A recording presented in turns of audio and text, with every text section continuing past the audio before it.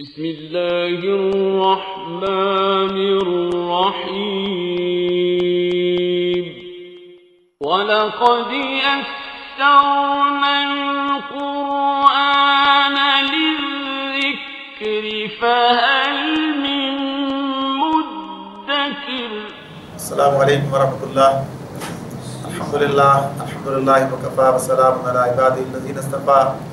اما بعد فاعوذ باللہ من الشیطان الرجیم، بسم اللہ الرحمن الرحیم۔ افمن اسس بنیانہ علی تقوی من اللہ ورضوان خیر ام من اسس بنیانہ علی شفا جرف ہار فانہار بہ فی نار جہنم واللہ لا یہدی القوم الظالمین۔ سورۃ توبہ کی آیت 109۔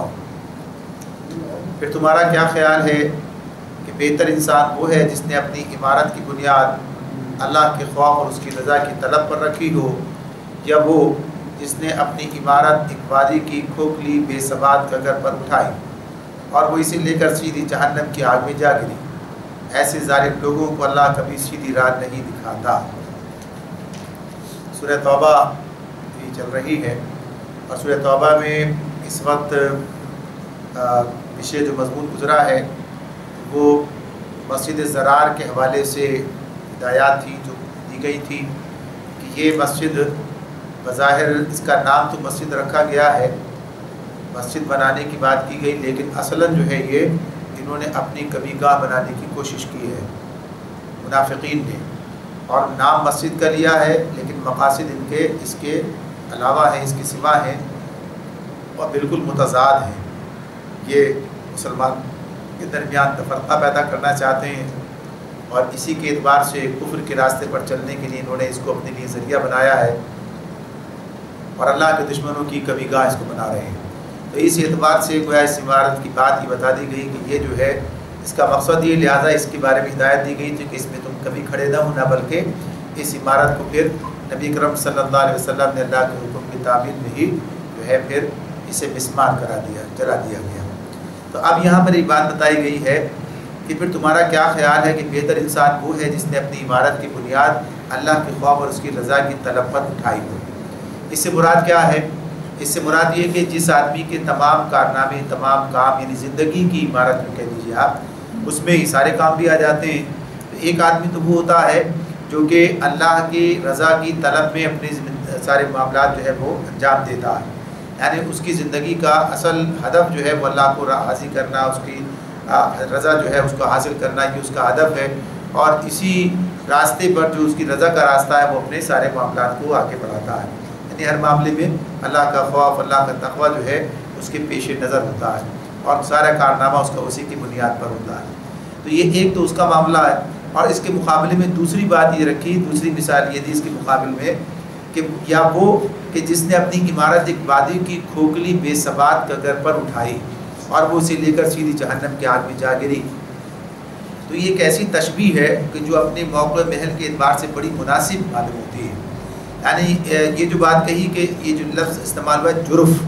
جرف کا، یہ اس لفظ کا استعمال اس زمین پر ہوتا ہے کہ جس کے نیچے کا حصہ کسی ندی نے یا نالے نے یا دریا نے کاٹ دیا ہو، اور اوپر بس ایک جو ہے وہ نظر آتی ہو زمین کی ایک اوپری سطح باقی ہو، لیکن نیچے سے وہ سب کٹ چکی ہے، اور اس کا معاملہ یہی ہوتا ہے کہ کبھی بھی کسی وقت وہ گر جائے گی، لیکن بظاہر اوپر سے جو ہے وہ اس طرح نظر آ رہی ہوتی ہے۔ تو اگر کوئی اس پر اپنی عمارت بنا لے گا تو کیا ہوگا؟ عمارت سمیت وہ اس کا سارا معاملہ جو ہے زبردست ہو جائے گا، نقصان اسے ہو جائے گا۔ تو اس اعتبار سے بات بتائی گئی ہے کہ جو اس یعنی خدا خوفی کے بجائے، اللہ کے حضور جواب دہی کے احساس کے بجائے دنیا پرستی کے اعتبار سے اور تعبد کے معاملات کے اعتبار سے، یعنی دنیا کے اندر جو دھوکے کے معاملات ہیں، ان تمام چیزوں پر چلتے ہوئے جو بظاہر انسان کو فائدے کی چیزیں نظر آتی ہیں، لیکن اصلاً کیا ہے؟ نقصان کا سودا ہے۔ اس لیے کہ اگر دنیا میں زندگی اللہ کی رضا کو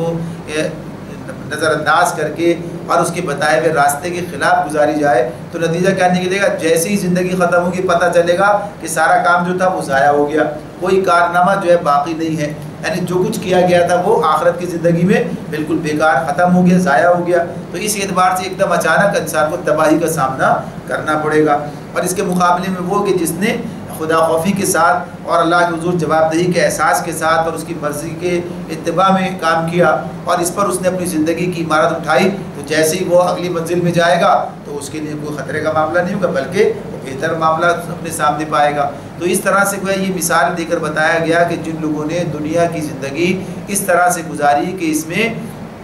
دنیا پرستی ہی کی اور دنیا کے دھوکے کے اندر مبتلا ہو گئے، اللہ کی رضا کو نظر انداز کر دیا،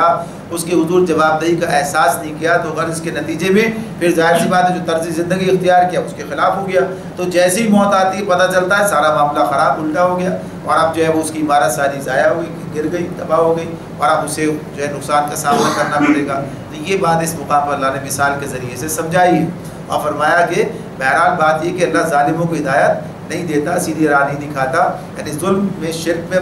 بھی ظلم ہے، اور اس کے علاوہ جو زندگی یعنی عدل کے خلاف اسلام کا نام نظام عدل ہے، اور اس کے برخلاف سب کا سب کیا ہے، ظلم ہے۔ تو جو آدمی ظلم پر اپنے زندگی کی عمارت اٹھاتا ہے، چاہے وہ شرک ہو اور شرک کے علاوہ جو ظلم کے معاملات ہیں وہ بھی ہوں، تو بہرحال اس کا نتیجہ کیا ہے کہ سیدھی راہ نہیں پا سکتا۔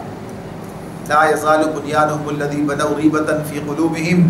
بنوا ریبۃ فی قلوبہم الا ان تقطع قلوبہم واللہ علیم حکیم۔ یہ عمارت جو انہوں نے بنائی ہے ہمیشہ ان کے دلوں میں بے یقینی کی جڑ بنی رہے گی، جس کی نکلنے کی اب کوئی صورت نہیں بجز اس کے کہ ان کے دل ہی پارا پارا ہو جائیں۔ اللہ نہایت باخبر اور حکیم و دانا ہے۔ یعنی یہ جو کام انہوں نے کیا ہے یہ ایک ایسا کام ہے کہ جس کے نتیجے میں اب نفاق ان کے دل میں رچ بس گیا۔ یعنی ایک آدمی تو وہ ہوتا ہے کہ جرت کے ساتھ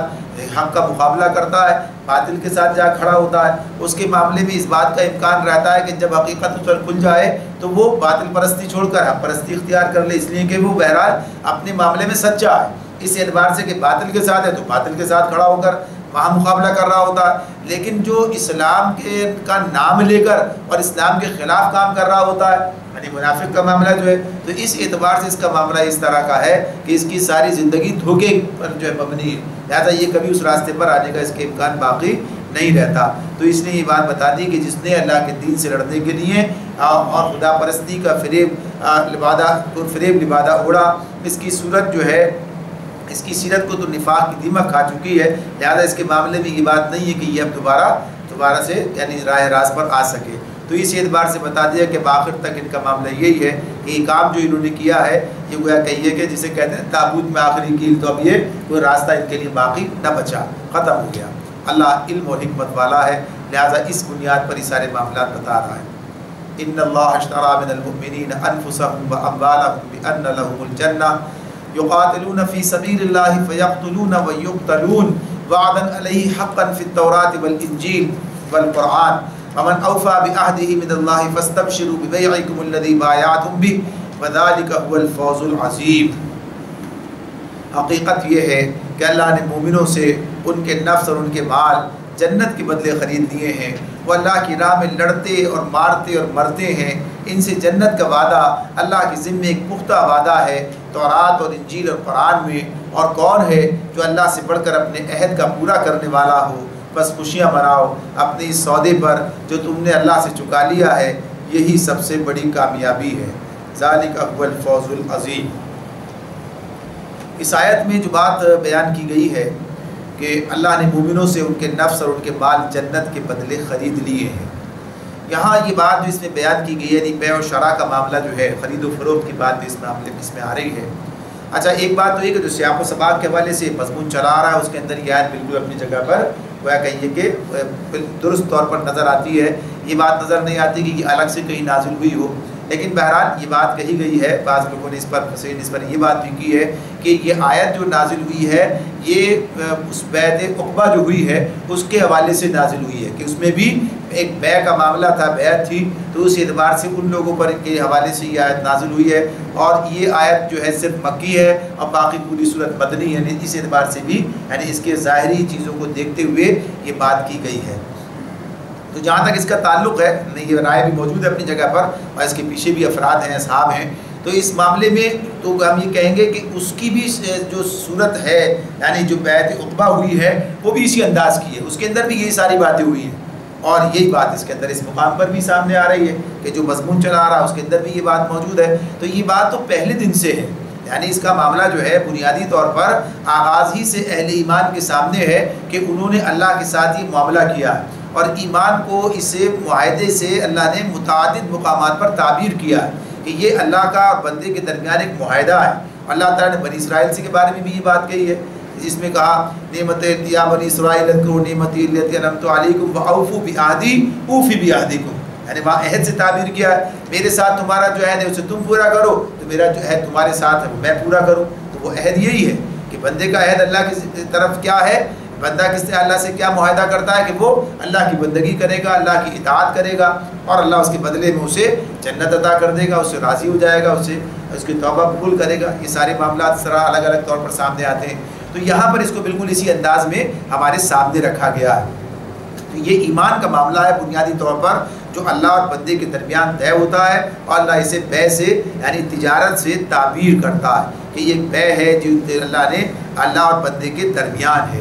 اسی بنیاد پر یہ بات بھی سامنے آتی ہے، یہ آیت اپنا بہت وسیع مضمون اپنے اندر رکھتی ہے کہ بیعت کا معاملہ بھی اللہ کے ساتھ ہے، یعنی یہ جو خریداری ہو رہی ہے، خرید و فروخت، بیع کا کیا مطلب، خریداری، یہ اسی سے بیعت ہے۔ تو یہ کس بنیاد پر ہوتی ہے کہ اللہ کے ساتھ یہ معاہدہ ہوتا ہے کہ انسان اپنا یعنی مسلمان اپنا مال اور جان اللہ کے حوالے کرنے کا معاہدہ کرتا ہے، اور اللہ اس کے بدلے میں جنت دینے کا وعدہ کرتا ہے۔ اور جب اللہ کی جگہ یعنی اللہ سے معاہدہ اللہ سے، لیکن رسول اس کے یعنی اس کی طرف سے اس کے نمائندے کے طور پر یہ معاہدہ کرتا ہے، یعنی یہ بیعت اس کے ہاتھ پر کی جاتی ہے۔ جیسے کہ بیعت عقبہ کی بات سامنے آتی ہے کہ جب پوچھا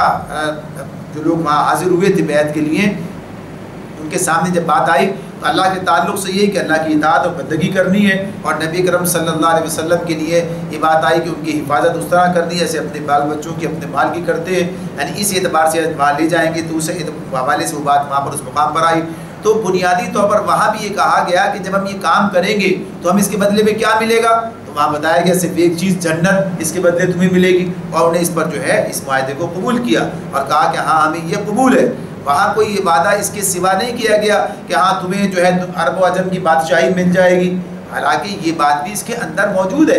نبی کرم صلی اللہ علیہ وسلم نے تو مشرکین مکہ سے یہ بات کی تھی ایک موقع پر کہ اگر تم یہ کلمہ قبول کر لو تو عرب و عجم کی بادشاہی تمہارے لیے، اور اس کا نتیجہ یہ نکل کے آتا ہے سامنے۔ لیکن یہ تو جب نکلے گا سو نکلے گا، پہلے جو معاملات آئیں گے وہ تو ظاہر سی بات ہے کہ پہلے تو یہ جان سپاری کے معاملات آئیں گے، اپنا جان اور مال لگانے کی بات آئے گی، تو اس اعتبار سے اور اصل چیز دنیا کی کامیابی نہیں بلکہ آخرت کی کامیابی مومن کے پیش نظر ہوتی ہے، اور یہ معاملہ اس کا اللہ کے ساتھ ہوتا ہے۔ دنیا کی کامیابی کے لیے اگر وہ معاملات اس حد تک رہے، یعنی اجتماعی جدوجہد ہوتی ہے اور اس کے اندر وہ تمام تقاضے پورے ہو جاتے ہیں، تو دنیا میں بھی اس کا نتیجہ سامنے آ جاتا ہے، ورنہ آخرت تو بہرحال ہر آدمی کو ملے گی، چاہے دنیا میں اس کے نتیجہ کوئی بھی سامنے کامیابی کی صورت میں جو بظاہر کامیابی ہے، فتح جسے کہتے ہیں، وہ نہ بھی آئے تو آخرت تو اس کی کامیاب ہے۔ تو اسی لیے سودا اور جو معاہدہ ہے وہ کیا ہے، کامیابی کا، آخرت کی کامیابی کا، جنت کا معاملہ ہے۔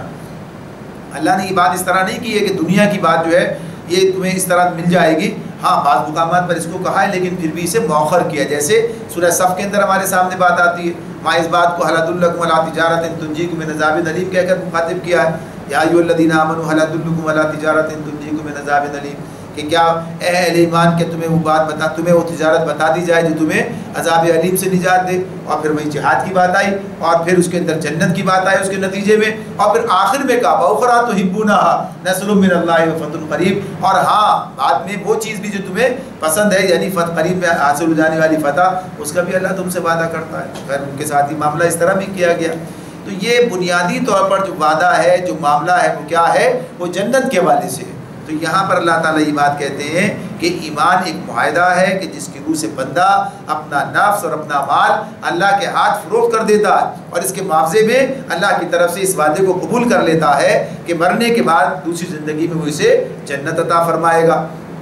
اب اس یہ جو بیع کر لیے، اب ایک بات تو ہو گئی، لیکن اب اس کا مطلب کیا ہے؟ جیسے ہمارا معاملہ ایمان کے والے سے یہ رہتا ہے کہ ایمان تو لے آتے ہیں، یعنی ایمان آج کے دور کے اندر خاص طور پر یہ صورتحال ہمارے سامنے ہے کہ ایک بندہ مومن جو ہے وہ ایمان لانے کے بعد ایمان کے تقاضے پورے نہیں کرتا اور مطمئن رہتا ہے کہ وہ مومن ہے اور اس کے ایمان میں کوئی فرق واقع نہیں ہو رہا ہے۔ تو جب کوئی معاہدہ کیا جاتا ہے، جیسے اللہ ان الفاظ کو ہمارے سامنے رکھتا ہے، تو دنیا میں جتنے بھی معاہدات کیے جاتے ہیں ہم سب جانتے ہیں، ایسا نہیں ہوتا کہ معاہدہ کر لیا لیکن معاہدے کی جو شق ہے اس پر عمل درآمد نہ کیا جائے۔ یعنی جب ہم کوئی خرید و فروخت کرتے ہیں تو اس کا مطلب کیا ہوتا ہے؟ اس کا مطلب یہ ہوتا ہے کہ وہ چیز اس کے حوالے کر دی جائے، یعنی معاملہ اسی اعتبار سے ہوتا ہے۔ اب یہاں تو بنیادی طور پر اللہ رب العالمین جو ہمارے ساتھ معاہدہ کر رہے ہیں، جو بے کر رہے ہیں، تو اس میں تو معاملہ اس طرح کا ہے کہ اصل مالک تو اللہ ہی ہے۔ مال اور جان کا مالک کون ہے؟ یہ جان کس کی دی ہوئی ہے؟ اللہ تعالیٰ کی عطا کردہ ہے۔ یہ مال کس کا عطا کردہ ہے؟ یہ اللہ تعالیٰ ہی کا عطا کردہ ہے۔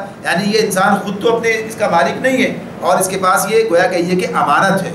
اب یہ ظاہر سی بات ہے اللہ ہی کی چیز ہے تو خرید و فروخت کا کیا سوال پیدا ہوتا ہے؟ لیکن بنیادی طور پر جو ایک بڑی بات ہے اس کے اندر، وہ کیا چیز ہے کہ ایک چیز تو اللہ تعالیٰ نے انسان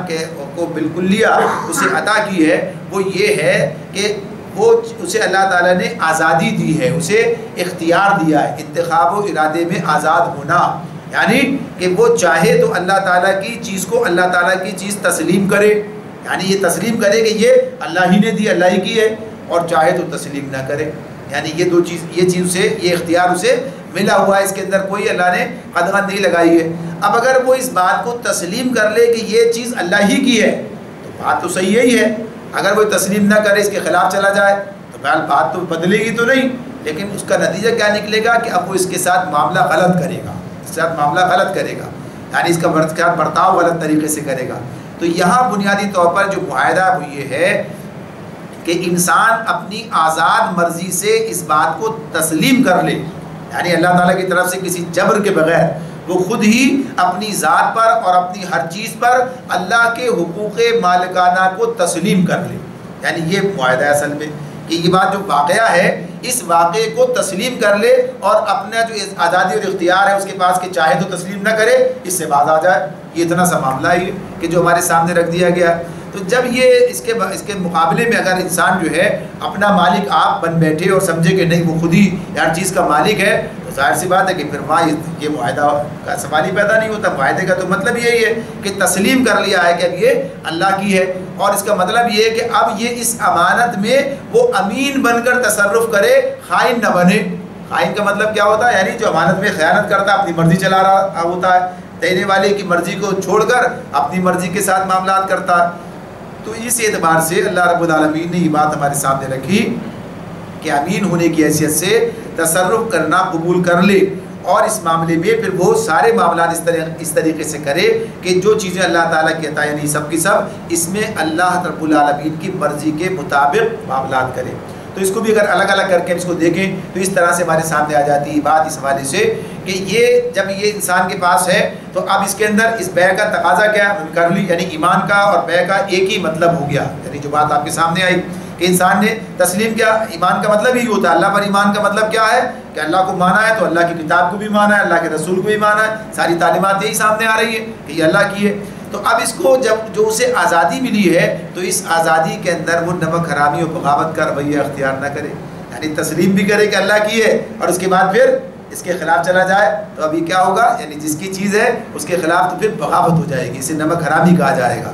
پھر دوسری چیز کے اندر ہمارے سامنے یہ آتی ہے کہ اللہ رب العالمین نے کیا کہا، اس کا نتیجہ کب نکلے گا؟ آخرت میں نکلے گا۔ آج تم ہماری مرضی کا اتباع کرو، آج یہ پابندیاں جو ہم نے عائد کی ہیں قبول کر لو، تو اس کا نتیجہ کب نکلے گا؟ آج ہی کی بات نہیں ہو رہی، بلکہ آخرت کی بات ہو رہی کہ آخرت میں تمہیں اس کے بدلے میں جنت ملے گی۔ تو جو آدمی اس وعدے پر اعتماد کرتا کہ جو قیمت آج نقد نہیں مل رہی بلکہ مرنے کے بعد دوسری زندگی میں دی جائے گی، تو اب اس پر وہ راضی ہو کہ اپنی مرضی سے اپنی اس خود مختاری کے مزے بیچ کر اور اللہ کی رضا پر راضی ہو جائے کہ ہاں یہ بخوشی کہ آخرت کے اندر اس کا مطلب اس کا جو ہے وہ لے لیں گے۔ تو یہ اس کا ایک یعنی مقصد ہے کہ یہ جو بات ہم نے کی ہے اللہ سے معاہدہ کیا تو اس کا ایک مطلب یہ ہے۔ پھر اسی میں یہ بات بھی ہمارے سامنے آ جاتی ہے کہ جب انسان اللہ کے ساتھ بندگی کا یعنی اس کا بیع کا یہ معاملہ کرتا ہے تو اپنے تمام معاملات کے اندر اپنے تمام جسم جان کی اپنے تمام قوتیں، قابلیتیں، اپنے دل و دماغ کی تمام صلاحیتیں، اپنے تمام ساری چیزوں کا معاملہ کیا ہے کہ پھر وہ سب کی سب اللہ کی مرضی کے مطابق استعمال کرتا ہے۔ اس میں تصرف جو ہے اس کی ہدایات کی روشنی میں کرتا ہے، اپنی مرضی کے ساتھ نہیں کرتا۔ اس معاملے میں اس اعتبار سے یہ چیز ہمارے سامنے آ جاتی ہے کہ پھر اگر اس کے برعکس وہ اپنے مال اور جان کے اندر اپنی مرضی چلاتا ہے یا کسی اور کی مرضی کے اوپر چلتا ہے، تو اس کا مطلب کیا ہوا کہ اس نے اس بیع کا تقاضا پورا نہیں کیا،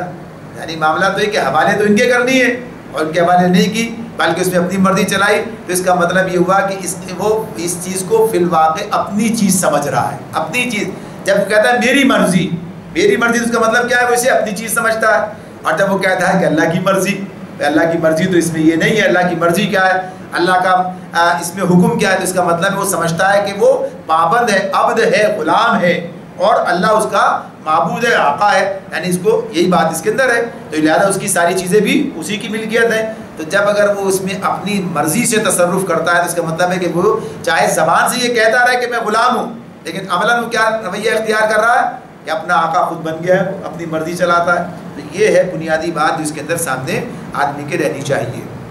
تو یہ وہ چیز ہے کہ جس کے نتیجے میں ایک مسلمان کی زندگی اور کافر کی زندگی بالکل مختلف ہو جاتی ہے۔ جس نے یہ معاہدہ کر رکھا ہے اس کی زندگی بالکل الگ اور دوسرے کی زندگی بالکل الگ ہو جاتی ہے، ایک اللہ کی مرضی کا تابع ہو جاتا ہے اور ایک اپنی خواہشات کے پیچھے چلتا ہے۔ اب اسی طرح سے جیسے کہ انسان اپنی ذاتی حیثیت میں کام کرتا ہے، اسی طرح اس کا معاملہ یہ بھی ہوگا کہ اجتماعی طور پر بھی، یعنی جب مسلمان ہیں تو اجتماعی طور پر، اور ظاہر سی بات ہے افراد ہی سب چیزیں کر رہے ہوتے ہیں، ایک فرد جو ہے وہ اس کے اجتماعیت کا حصہ ہوتا ہے، تو وہاں بھی اجتماعی طور پر کوئی پالیسی، کوئی سیاست، کوئی طرز تمدن و تہذیب، کوئی طریقۂ معیشت و معاشرت اور کوئی بین الاقوامی معاملات جو دنیا کے ساتھ میں ہیں اور جو کچھ بھی معاہدات ہوتے ہیں، یہ قانون شرعی کی پابندی سے آزاد ہو کر اختیار نہیں کرے گا۔ یعنی وہ کہا بھائی سیاست کا معاملہ تو اپنی مرضی سے کروں گا، معاشرت کا معاملہ اپنی مرضی سے کروں گا، معیشت کا معاملہ اپنی مرضی سے کروں گا، تو گویا اس نے یہ بات قبول نہیں کی ہے بالکل لیا کہ وہ جو ہے اللہ کی بندگی و غلامی کو قبول کر چکا ہے۔ تو اس اعتبار سے یہ چیز جو ہے یہاں اس معاملے میں بھی اس بات کو سامنے رکھنا ہے، ورنہ ہوتا یہ ہے کہ آدمی انفرادی زندگی میں کچھ کرنے لگتا ہے، اجتماعی زندگی کو اس سے الگ کر دیتا ہے۔ لہٰذا اللہ سے آزاد ہو کر کام کرنا اور اپنے نفس اور متعلقات نفس کے بارے میں خود یہ فیصلہ کرنا کہ ہم کیا کریں اور کیا نہ کریں، یہ بہرحال ایک کافرانہ رویہ زندگی ہے۔ خواہش پر چلنے والے لوگ زبان سے کہتے ہیں کہ مسلمان ہیں، تو مسلمان کی بات تو رہے گی، مگر جیسے ہم کہیں مسلمان ہو کر بھی کافرانہ طرز عمل اختیار کیا گیا، جیسے کہیں کہ یہ بات کہی جا سکتی ہے کسی معاملے میں ہے مسلمان لیکن طریقہ جو ہے یہ عمل جو ہے یہ منافقانہ ہے، طرز عمل جو ہے، تو اس اعتبار سے معاملہ جو ہے انسان کے سامنے رہنا چاہیے۔ پھر اسی میں ایک بات اور بھی سامنے رکھی جائے کہ اس بیع کے حوالے سے کہ اب اللہ کی مرضی کا تعین اپنی مرضی سے نہیں کیا جائے گا،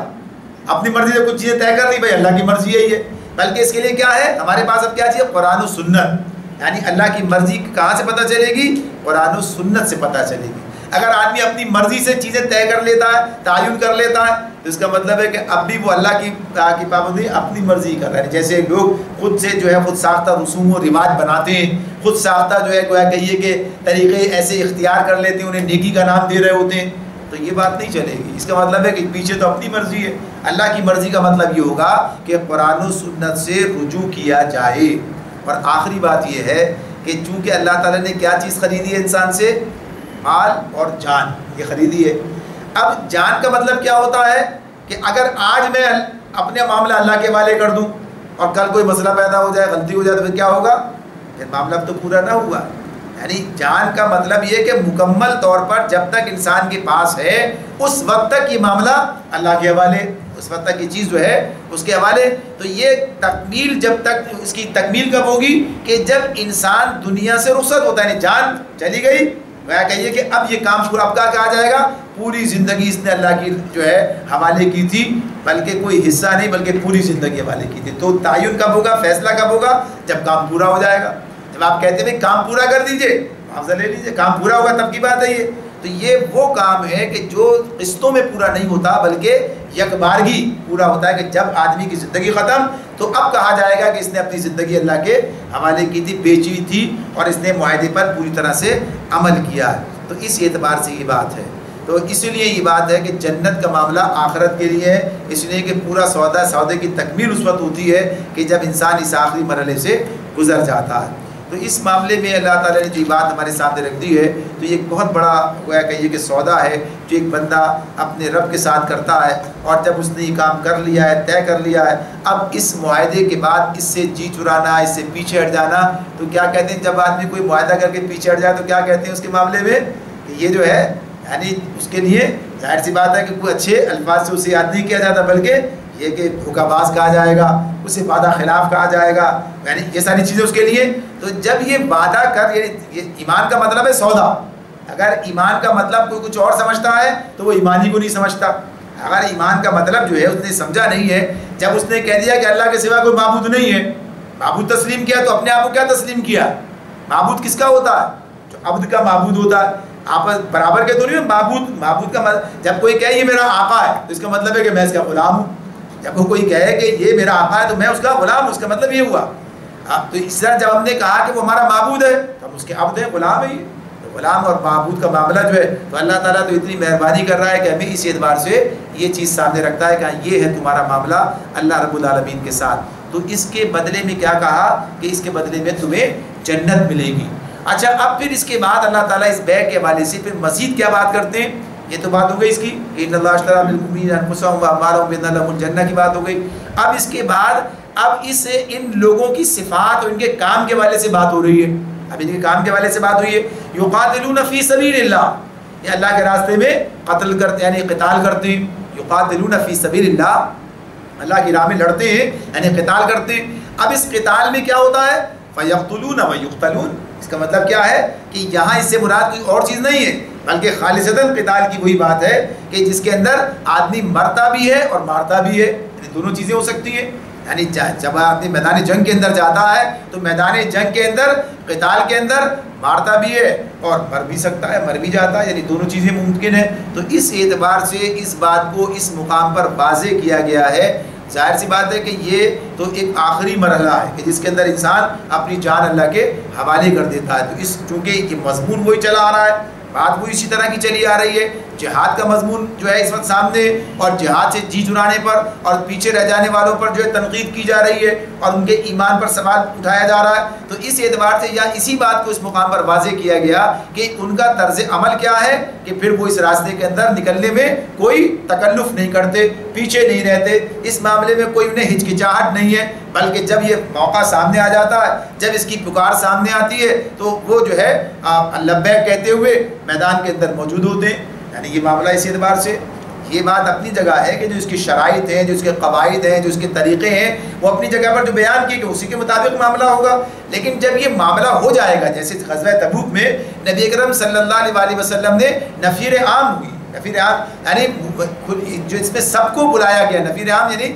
عام بلاوا جو ہے جہاد کے لیے، قتال کے لیے وہ دیا گیا، جس کی وجہ سے تمام لوگوں پر وہ فرض تھا کہ سب لوگ نکل کر آئیں. تو نفیر عام کا معاملہ، تو اس موقع پر پھر نکلنا سب کی ذمہ داری ہے. تو اس کے جو تقاضے ہیں، جو اس کے یعنی وہ اپنی جگہ پر رہیں گے. بات یہی ہے کہ جب یہ آئیں گے تو کیا ہوگا؟ پھر وہ قتال کے میدان میں یعنی قتال فی سبیل اللہ، یہ بات بھی بار بار آتی ہے. جہاد فی سبیل اللہ، قتال فی سبیل اللہ، یقاتلون فی سبیل اللہ، اللہ کے راستے میں قتال. تو اللہ کے راستے میں قتال کے تمام جو تقاضے ہیں، جو چیزیں اپنی ذات کے لیے نہیں ہے، اپنے مفادات کے لیے نہیں ہے، اپنے نفس کے لیے نہیں ہے، کسی اور کی خاطر نہیں ہے، بلکہ صرف کیا ہے؟ اللہ کی رضا کے لیے اور اللہ کے کلمے کو بلند کرنے کے لیے اور طاغوت کو اور گویا کہیے کہ کلمہ کفر کو پست کرنے کے لیے. یعنی یہ بنیادی بات ہے جس میں بتا دی گئی فی سبیل اللہ کی جتنی باتیں ہیں وہ سب اس کے اندر آئیں گی. اور پھر براہ راست مرحلے کی بات کی کہ یہ معاملہ کوئی یک طرفہ نہیں ہے کہ بس ماریں گے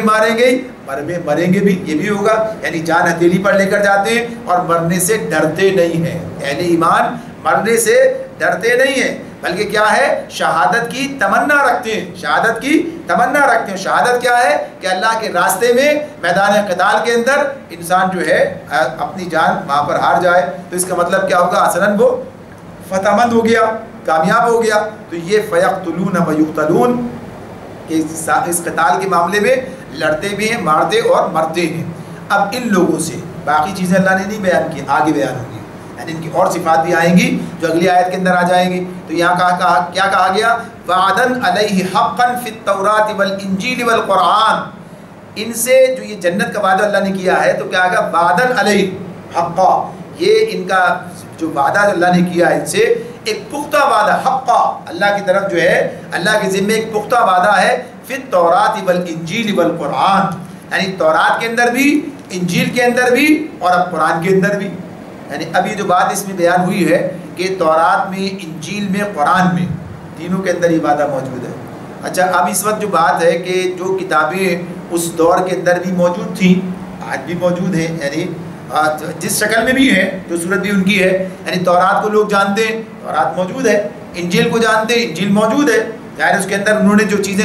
کی ہیں ملاوٹ کی ہے، اصل شکل ہے باقی نہ رہی ہیں، اور اس کے اندر بہت سی تحریف ہو چکی ہے، اس کا حلیہ بگاڑ دیا گیا ہے، لیکن تورات اور انجیل کے نام سے یہ کتابیں اس وقت بھی موجود تھیں، آج بھی موجود ہیں، اور قرآن تو اپنی جگہ پر نازل ہو رہا تھا اس وقت، اور آج قرآن مکمل صورت میں موجود ہے۔ تو اللہ تعالیٰ یہ بات بتا رہے ہیں کہ ان تینوں کے اندر اللہ نے یہ وعدہ کیا، ان تینوں کے اندر وعدہ کا مطلب کیا ہے؟ اب یہ بات تو ویسے تو اس حوالے سے مفسرین نے بات کی ہے کہ تورات اور انجیل سے کچھ اس طرح کی کوٹیشنز جو ہے نکالی گئی ہیں، بتایا گیا جو اس کے مضمون سے قریب تر ہیں، لیکن بات یہ کہ اس کو تو ویسی تحریف کر دی گئی، اس کے اندر تو پہلے بہت سی چیزیں نکال دی گئی، بہت سی چیزیں ڈال دی گئی، وہ اصل شکل میں تو موجود ہی نہیں ہے کہ اس کے بارے میں اس سے موازنہ کر کے دیکھا جائے۔ بات تو قرآن اس کی بات بیان کر رہا ہے، نازل کرنے والا بتا رہا ہے قرآن کے اندر کہ ہم نے وہاں بھی یہ نازل کیا تھا۔ تو اس کا مطلب کیا ہے؟ اس کا مطلب یہ ہے بنیادی طور پر کہ یہ طریقہ، یہ قاعدہ، یہ بے کا معاملہ، یہ بے و شرع، یہ معاہدہ، یہ خرید و فروخت ہمیشہ اللہ تعالیٰ نے اہل ایمان کے ساتھ کی ہے۔ یعنی یہ بات جو ہو رہی ہے اس کے اندر یہ تورات میں بھی کی گئی۔ تورات کا مطلب کیا ہوا؟ بنی اسرائیل سے کی گئی، یہ معاملہ ان کے ساتھ بھی رکھا گیا، ان کے سامنے، عیسائیوں کے سامنے، یعنی بنی اسرائیل کا دوسرا حصہ یہ مسلمان جو عیسائی بن گئے یہ، تو ان کے ساتھ یہ معاملہ، تو تورات کے اندر بھی اللہ نے یہ بات رکھی، انجیل کے اندر بھی یہ بات رکھی۔ تو اگر جیسے یہ بات بعض لوگ کہتے ہیں کہ انجیل جو ہے صرف مواعظ کی بات ہے یہ، تو اس کے اندر کیا اللہ تعالیٰ خود کہہ رہے ہیں کہ یہ قتال کی بات اللہ نے اس کے اندر رکھی ہے، اور قتال کے بدلے میں اس کے بدلے میں جنت کی بات کی ہے، یعنی یہ آخری مرحلے کے اندر اس مرحلے سے گزر کر یہ بات کی گئی ہے۔ یہ بات اپنی جگہ ہے کہ کسی کی زندگی میں یہ مرحلہ آنے نہ پائے، اب بھی وہ اس راستے پہ چلا ہے، جنت اس کے سامنے۔ یہی وہ بات ہے کہ اگر انسان کے ذہن میں یہ بات موجود نہیں ہے یا اس کے لیے وہ آمادہ و تیار نہیں ہے کہ اگر یہ موقع آ گیا تو ہم تو پیچھے ہٹ جائیں، ہمارے تو بس کی بات نہیں، یہ باتیں مت کرو ہم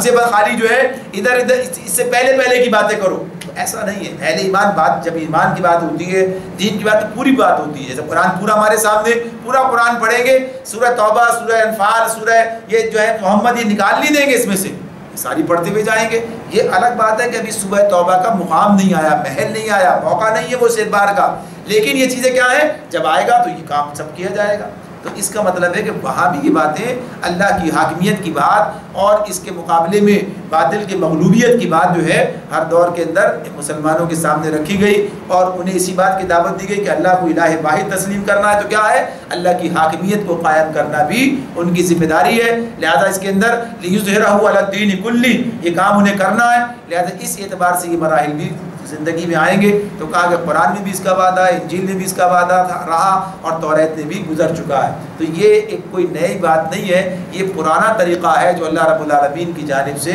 اہل ایمان کے درمیان رہا۔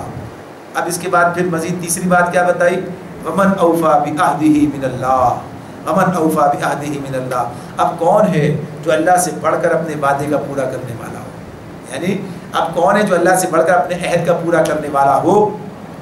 یعنی اس سے مراد کیا ہے کہ اللہ نے جنت کا وعدہ کیا ہے نا، کہ اگر تم نے اس راستے کے اندر اپنی جان، اپنا مال لگا دیا، اگر تم اس راستے پر چلے، اب ظاہر سی بات ہے کہ نتائج کیا نکلیں گے یہ تمہاری ذمہ داری نہیں ہے، یہ تمہارا مسئلہ نہیں ہے، نتائج کیا نکلیں گے، ہوگا کیا،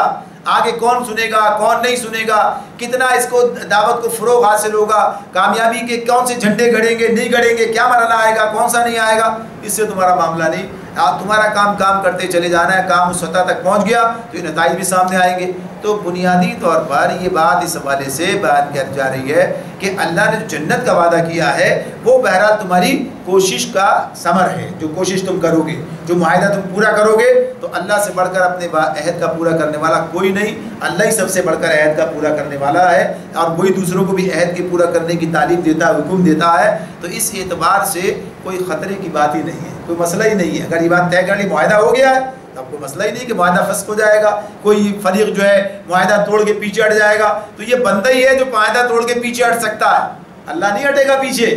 اللہ تو اس کے اندر پوری طرح سے اپنے وعدے پر قائم ہے۔ اب بندے پیچھے ہٹ جاتے ہیں، وعدہ کرتے ہیں پیچھے ہٹ جاتے ہیں۔ تو آج ہم سے یہ بات ہو رہی ہے کہ اہل ایمان سے کہ اللہ سے بڑھ کر اپنے وعدے کا پورا کرنے والا کوئی نہیں، بس اگر تم وعدے پر قائم ہو تو کیا ہے، فاستبشروا ببیعکم الذی بایعتم بہ، بس خوشیاں مناؤ اپنے اس سودے پر جو تم نے اللہ سے چکا لیا ہے.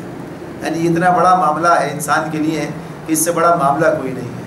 اللہ کے ساتھ معاملہ کرنے کا موقع بندے کو اس کی حیثیت کیا ہے، یعنی اس کا مقام، اس کے اوقات کیا ہے. اللہ کے ساتھ اسے یہ معاہدہ، یہ بیع شرع کرنے کا موقع مل رہا ہے. اللہ تعالیٰ خود اسے یہ دے رہا ہے. اللہ آگے بڑھ کر اسے یہ آفر کرتا ہے، یہ پیشکش کرتا ہے کہ آؤ اس کے بدلے تم جنت دو، میری چیز میرے حوالے کر دو. بس صرف یہ کہ جو میں نے تمہارے حوالے کیا ہے اور تمہیں آزادی دی ہے کہ اپنی مرضی کے ساتھ تم جو ہے ارادہ اور انتخاب تمہارا ہے اس کے اندر کہ تم چاہے تو میری چیز کو میرا تسلیم کرو اور چاہے تو اس کے اندر خیانت کرو. تو اس میں تم میری چیز کو میرا ہی تسلیم کر لو جو حقیقت ہے، اور امانت میں امین کی حیثیت سے تصرف کرو. تو یہ معاہدہ تمہارے ساتھ ہے. تو کہتے ہیں اللہ تعالیٰ کہ خوشیاں مناؤ اپنے اس سودے پر جو تم نے اللہ سے چکا لیا ہے. وَذَلِكَ هُوَ الْفَوْزُ الْعَظِيمُ، یہی سب سے بڑی کامیابی ہے. یہ کیا ہے؟ سب سے بڑی کامیابی ہے. یعنی جس نے اس سودے کی تکمیل کر لی. اب ظاہر سی بات ہے اس میں یہ خطرہ تو نہیں ہے کہ یہ اللہ کی طرف سے معاذ اللہ کوئی خطرہ ہے، پتہ نہیں کہا ہے پورا کرے گا ہمارے حق میں یا نہیں کرے گا. اگر ہم نے اپنی ذمہ داری پوری کی ہے، اگر ہم نے اپنی ذمہ داری پوری کی ہے اپنی بساط بھر، اللہ تعالیٰ پھر یہ بھی ساتھ ساتھ کیا کر دیتے ہیں کہ تمہاری جتنی استطاعت ہے اس کے مطابق کر لو. یعنی یہ بات آگے والے حصے میں یہ بات آ جائے گی کہ جس کے اندر انسان سے غلطیاں ہوتی ہیں تو پھر وہ کیا کرتا ہے، یعنی اللہ کی طرف پلٹتا ہے. تو اللہ تعالیٰ یہ بات کہ استطاعت کے مطابق اگر انسان کرتا ہے تو پھر اللہ تعالیٰ کی صفت کیا ہے، حلیم، بردبار ہے. یعنی چھوٹی چھوٹی باتوں پر پکڑ نہیں کرتا ہے. تو اس معاملے میں ذالک هو الفوز العظیم، یہ عظیم کامیابی ہے. تو اس عظیم کامیابی کے لیے انسان کو اپنے معاہدے کی تکمیل کرنی ہے. اللہ تعالیٰ میں اس معاہدے کی تکمیل کرنے والا بنا دے، اور جو اللہ کے ساتھ ہم نے معاہدہ کیا ہے اس کو پوری، اس کی تمام شرائط کو اور اس کے تمام تقاضوں کو پورا کرنے کی توفیق عطا فرمائے. وآخر دعوانا ان الحمد للہ رب العالمین.